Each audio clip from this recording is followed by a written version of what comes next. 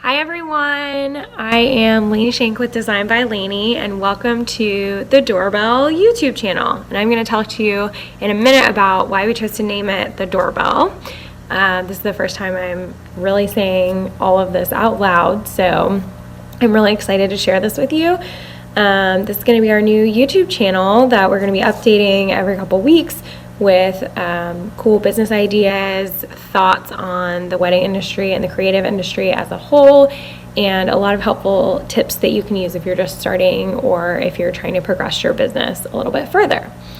So today, I already told you I'm calling it the Doorbell, so I'm going to explain how that came to be.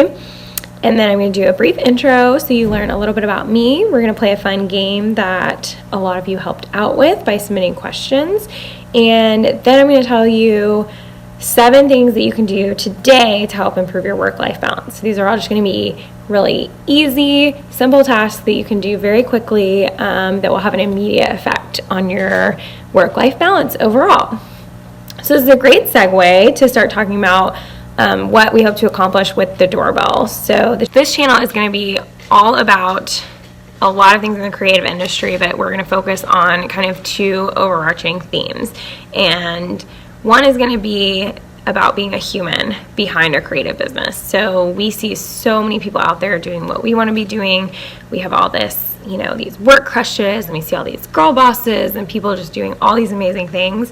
But a lot of times what we don't see is them just being a human behind that, and the times when you break down, and the times when you have no idea what you're doing, and the times when you're faking it till you make it. So that's going to be something that we focus on a lot here, and I truly believe that you cannot be good at your job if you're not being good to yourself as a human on some level. And in some seasons this looks really different than it does in other seasons. So there's definitely different levels that we're all coming at this from, but I truly believe that you're a human first, and you're always going to be a human first, and you're going to be a business owner second. And there's a lot of people who are a lot of things in between as well, like a wife or a son or a boyfriend or a girlfriend or a dad or puppy mom like I am. So just kind of balancing all of these things is going to be something that we focus on a lot, and being truly authentic to yourself. And how you can bring yourself into your brand, and the fact that you're a real person, and what that adds to your abilities as a creative entrepreneur. And the second thing we're going to focus a lot on is community over competition. You hear this a lot, but we have a lot of topics that are brought up in my coaching sessions, or they're asked of me on Instagram, or when I meet people in real life. I see these questions coming up over and over and over again. And a lot of them just have to do with sharing knowledge, sharing wealth. And I think that that's something that is very, very important in our industry, because the industry can't get better if everyone's being secretive and no one knows what other people are doing. A lot of times I'll find out information. I've been doing something the totally wrong way for months to years just because I didn't know that there was a better way to do it, and I was too afraid to ask. So we're going to be sharing a lot of information. And I really wanted, when I started thinking about this YouTube channel, I really wanted it to feel like we're just all kind of sitting down to dinner together. And so when I have guests, which I'm hoping to have a ton of guests on here that are going to be really valuable resources for you guys, I'm thinking about even just sharing snacks or meals. If you know me, food is so important to me. And when I was growing up, we would just have, we had dinner together every night. Even if we went out somewhere, we'd all sitting around the dinner table somewhere, talking about our day, talking about our lives. And this was just such a big, important thing for me as a family. If you can imagine those parenthood dinners where they're in the backyard and they have all the mismatched tables and chairs. There were only 4 of us, but we just would always make sure we were having this meal together. So I just kind of want this to feel like all the creative businesses, we're all just sitting around a dinner table together, sharing our knowledge, and we treat each other all as friends. So that's kind of where the Doorbell started coming from, was just, I started out thinking about at the table, and I was kind of, I thought about calling it the table. And one thing that's really big in our family, we're very much drop-in people, which freaks my boyfriend out to no end because he's not like that. So if we're at the grocery store and we pass by our friend's house and we see that her car is there, we'll just stop and say hi. And I understand this is totally weird in 2018 and no one does this. But I love that just element of people dropping by. So when I was growing up, there were just always people coming to the door just to say hi. Sometimes they'd bring us a little, bringing us fudge or cookies or whatever. But people would just always be ringing the doorbell or knocking on the door to come in and say hi. And of course, if we were, eating or enjoying a meal or anything, we would always invite them. We play cards a lot. So if we were playing cards, we'd always invite them to come play spades with us.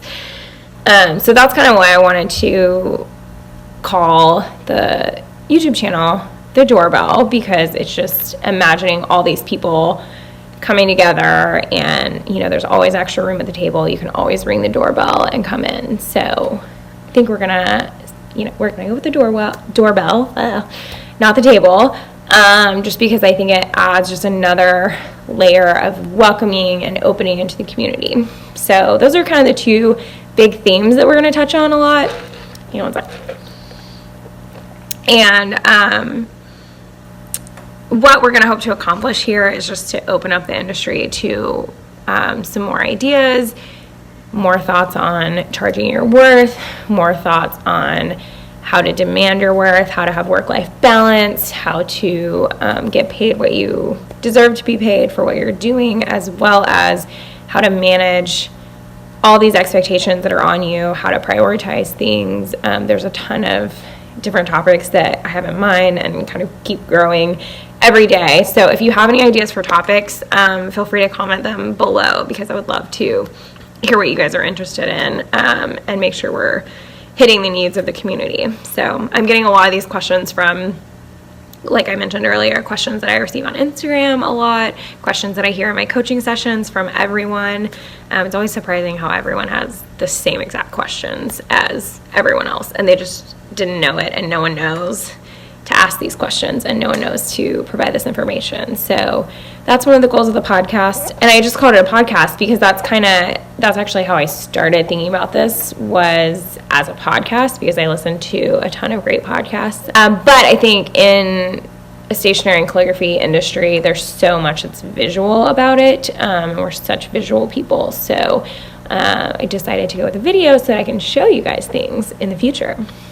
And that being said, this is not going to be a collection of calligraphy lessons. This is not necessarily going to be as many specific how-tos and tutorials, although I'm sure I'll include some of those in the future. This is just going to be more related to a strategic perspective on businesses and planning for the future and trying to, simplify your message and your brand and that kind of thing. So it's not going to be so much how-tos and tutorials. It's just going to be a little bit more of a conversation piece.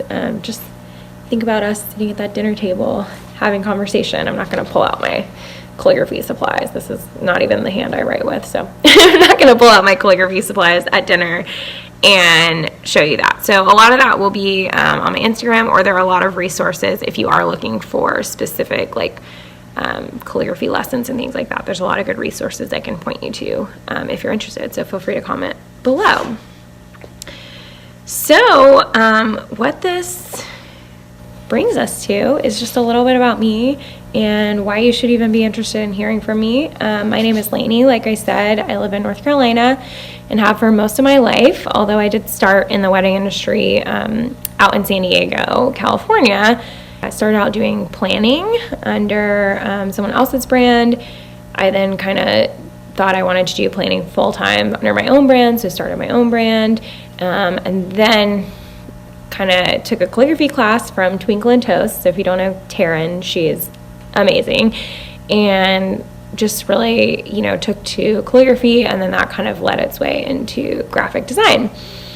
Taking this from the very beginning, first calligraphy class in 2013, all the way to having a full-time job at a tech company and doing this every night. I was planning also on the side, so it was I had 14 different jobs in 14 different places, and it's a little crazy. So wherever you are right now, chances are I've been there in my career, and then eventually was able to make the leap and take this full time. So I think that's definitely going to be a larger topic that we talk about in one of the videos, is making that leap and how to prepare as best as possible for that, because I was kind of a nutcase when I did it. If you have been following along, you know that I love the color yellow. I love my dog, so he will probably make an appearance on here at some point. And I love Chick-fil-A, which is already making an appearance over here. And today I just want to do a quick shout out. I'm sitting at the Prettiest Pieces in Greensboro. They have the best rentals, backdrops, furniture, all the stuff for your wedding. So check out the Prettiest Pieces if you haven't before.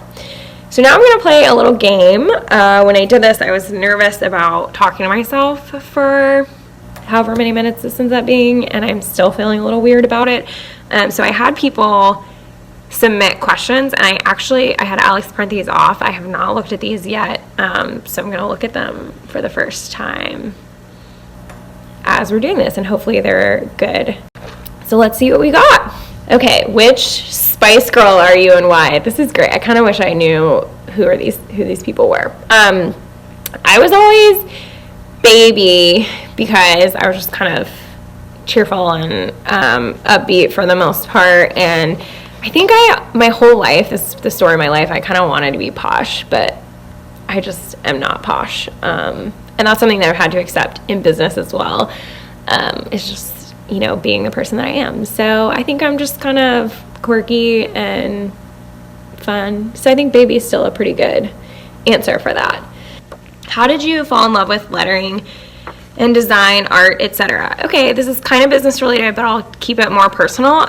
So my grandmother was actually a home ec major in college, back when you could do that, and she loved to sew, she loved to crochet, knit, embossing back before it was cool, just all kinds of artsy things. We used to teach art camps together at my church or at the Boys and Girls Club, things like that. We would teach kids how to, sew pillowcases and things like that. So she taught me how to sew when I was 4. My mom is an interior designer, so I really just have to say that I got the whole creative thing very, very naturally, and I was the only granddaughter, so I think she just kind of, latched on and taught me all these things. So it's just very personal to me, and I use at least one tool from my grandmother's collection probably every single day. There's a set of scissors that I use probably every day, and anytime I sew, I still have a sewing machine from 1996 that she gave me, and just all kinds of things. So that was just really instilled in me from a young age. Do you ever feel awkward recording videos of yourself walking down the street? Yes, very much, especially when, if I'm in the parking lot and I'm recording my little Instagram stories and someone is coming out and they can hear me, or even if I stop recording it, then it plays back and they can hear me. So yes, very awkward. What do you think you'd be working on if you weren't doing Design by Lainey? That's a great question. In college, I did a lot of fundraising and event planning and that kind of thing. So that could be, I always kind of thought I might work for a school doing fundraising or annual fund, that kind of thing. When you aren't working, what do you do for fun? I love to hang out with my dog. I've been training for a triathlon lately, which I don't know if that's fun. I love going to the beach. I love reading, and in general, just, hanging out with my friends. I love to eat, so I go out to eat a lot with people, and that's really fun for me. What's your favorite game? Ooh, I like word games, which maybe isn't a surprise for a calligrapher. So I'm not that great at Scrabble because there's also the math involved in that, but I really like Boggle or Taboo or Heads Up, the Ellen DeGeneres game. Celebrity crush, boy and girl. So my boy celebrity crush is Matt Bomer, even though he's gay and would never be interested in me, but he's just very, very beautiful. And I'm a big fan of Lin-Manuel Miranda as well. That's more of just like an intellectual crush because I just think he's really cool. For a girl, there's a lot that I really like. goodness. I don't know. I like, Kristen Bell. Always Kristen Bell. I love her. She's the best. If you haven't listened to her and Dax Shepard on there, his Armchair podcast, it's really great. Where do you get inspiration from? This is great. So I talked about my mom and my grandmother a lot. So they're always kind of like right here with me, no matter what. And I love like bright colors. I love just like things in nature that you see. I love I really like the contrasts between certain things. So like if you're in, Hong Kong and there's a green park with these gigantic, huge modern buildings coming out of it, things like that. I went to Budapest recently, and that was just this city of so much contrast to me, because there was tons of open nature and then tons of city, and then it was, the Buda and the Pest are different as well, and then there's kind of an Asian influence and a European influence. So I really like to see kind of contrasting ideas in the world and bring that into my designs. So that was really fun, actually. You guys, some weird questions and some good questions. But that's just a quick thing to kind of get to know me as a person. I know this video isn't the most informative one, but I hope that it just kind of introduces you guys to what to expect. And if you have any questions or comments or things that you want to know about, just comment below and I'll make sure to answer those.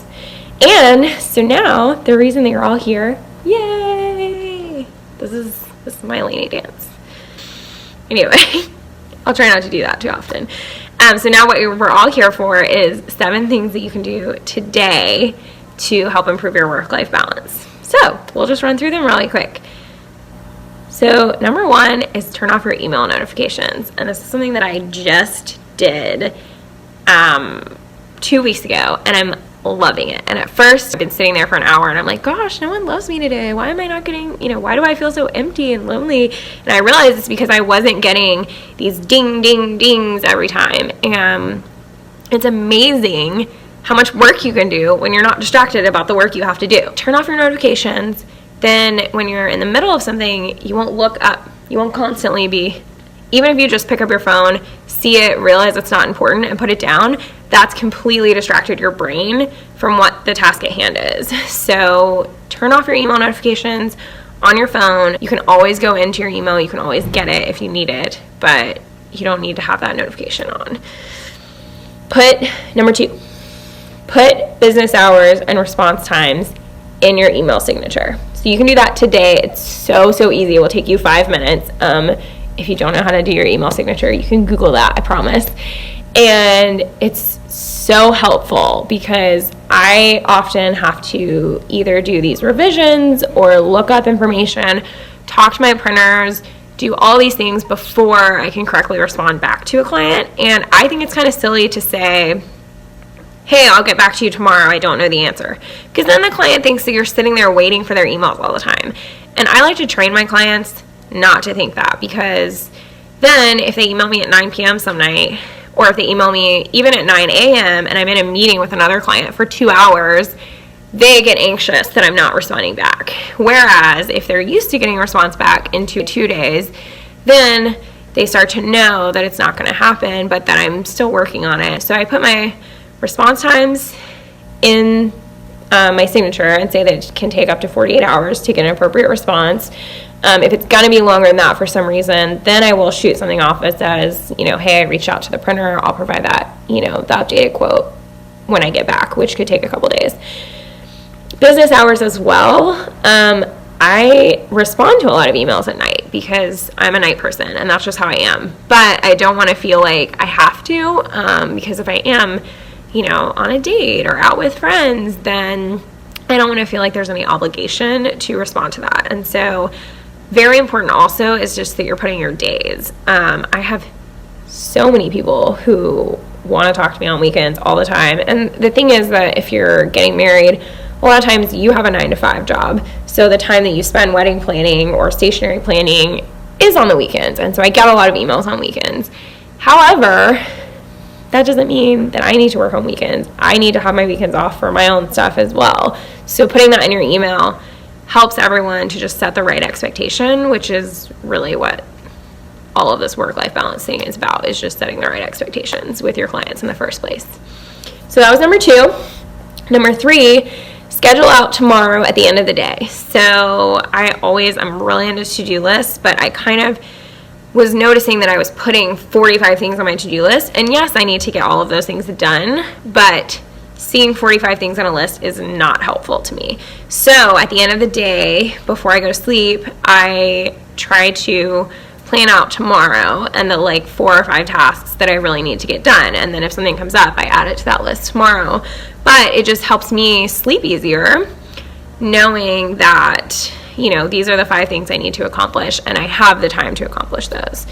Number 4 is start with the hardest things. So this one's really tough for me. I would look at this list of 45 things and do the 4 easiest things on the list, which would be take my dog to camp or something like that.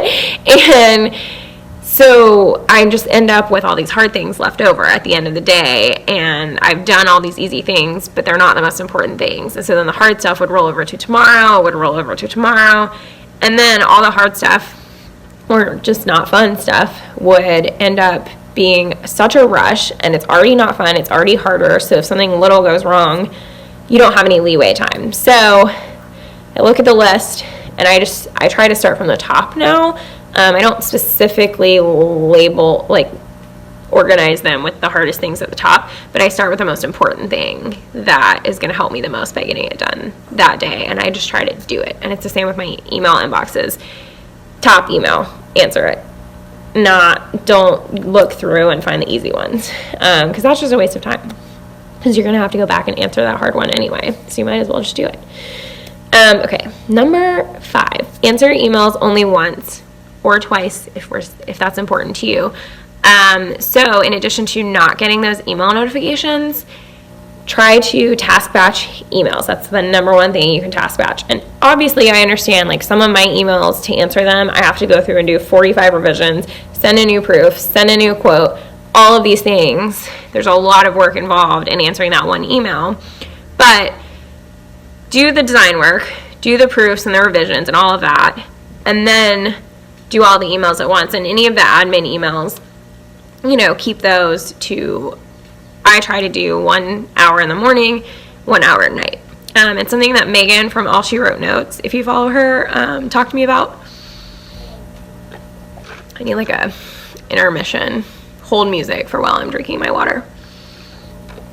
Anyway, something that Megan told me is that you overestimate what you can get done in an hour, but underestimate what you can do in 15 minutes. So she'll set a timer for 15 minutes and go through and answer all the emails that you possibly can. And I think that's so much fun. Well, maybe not fun, but so helpful to do that, because then you get through your emails in 2 different times. And if you don't have the notifications, you don't think about your emails at other times, and you stop getting owned by that little red bubble on the email, which kind of owns my life a little. Okay, so number 5 was answer emails only once or twice a day. Number 6 is taking a lunch hour. And this is just for you. You just deserve this, to start actually working earlier, because I don't feel like I'm just going to start this long day of work and not have a break. So it's okay, if I start here right at 8, I'm going to get everything done by noon. I'm going to take my lunch hour. I don't always take an hour. I mean, usually I have to go get the dog or take him on a walk or, run an errand or something. But I do things that are not work. I try not to eat in front of in my office. I try not to eat in front of my inbox. I try to eat somewhere where I can't see work at all. Put on Netflix, separate myself entirely yourself. And you may not be able to get a full hour today, but try your half hour. Enjoy it, relax, separate from the work, because like I said earlier, you are human first and a creative business owner second. Number 7, yay, unsubscribe from emails. So when I walked into the Prettiest Pieces, Caroline, who owns this, was unsubscribing from emails. So she already has a check mark on her day.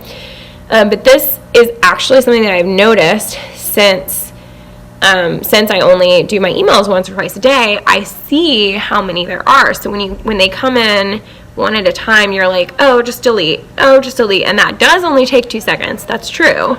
And it might take you 3 minutes to unsubscribe from it. But those 3 seconds is every single day, every time you delete it. And take into account those other seconds on either end of it that you have, that you unfocus yourself from whatever you're doing and then refocus after those 3 seconds. And unsubscribe from those things, get them out of the way. And I know it's hard because you think that unsubscribing takes way longer than just deleting it, but you gotta add it all up. Take 5 minutes today and unsubscribe from them. When you get a few more tomorrow, unsubscribe from those. And by the end of the week or so, you'll be done. You'll have done all of that, and that's gonna save you time every day from now on. So those are my 7 things that you can do today. I'm gonna just relist them in case you didn't listen to everything. 1, turn off your email notifications. 2, put your business hours and response times in your email signature. 3, schedule out tomorrow at the end of the day. 4, start with the hardest thing. 5, answer emails only once or twice. 6, take a lunch hour or half hour, try for an hour. And 7, unsubscribe from emails that you don't read. So if you do those 7 things, you're gonna have so much more time in your day, even taking a lunch hour. Just some topics that I've thought about and we'll probably talk about in the future, but comment below and tell me what your favorite is. 1, working from home.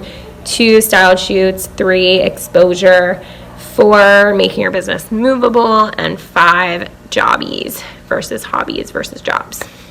So tell me what you like, and if you have any questions on any things we've talked about today, or if you put any of these 7 tips for improving your work-life balance into effect, let me know how you feel about them. Let me know how it went.